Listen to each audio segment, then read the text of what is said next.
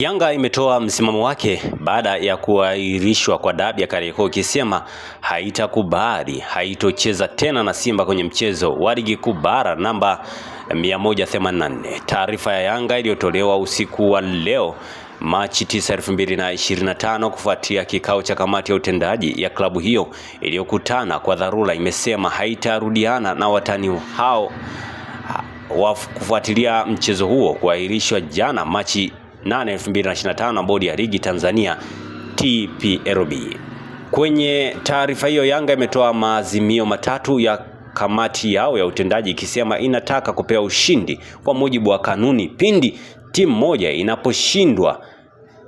kutokea uwanjani. Yanga pia imelitaka shirikisho la soka Tanzania TFF kuvunja kamati ya usimamizi wa ligi hiyo chini ya mwenyekiti wake Steven Mguto, mwenyekiti wa bodi na katibu wake Almasi Kasongo, ofisa mtendaji mkuu wa TPLB kwa kile kinachoelezwa kikosi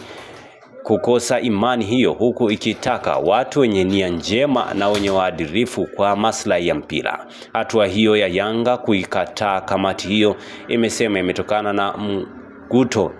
Machi 8 na kueleza wazi kwamba hakuna mabadiliko ya mechi hiyo kuahirishwa, huku akitaka mashabiki kuendelea kukata tiketi na kwenda uwanjani. Aidha, Yanga pia imeweka wazi kwamba Simba haikutoa taarifa kwenye kikao cha maandalizi ya mchezo huo kilichofanyika Machi 7, 2025 kwenye hoteli ya Spice jijini Dar es Salaam kwamba ingetaka kutumia uwanja huo, haki yake ya msingi ya kufanya mazoezi, na badala yake ikaibuka Ijumaa usiku ikitaka kufanya mazoezi kwenye uwanja wa Benjamin Mkapa. Mabingwa hao watetezi wa ligi kuu bara imewaomba radhi mashabiki wa soka Tanzania kwa kukosa mchezo huo, huku ikisema timu yao ilijiandaa kikamilifu kucheza mechi hiyo.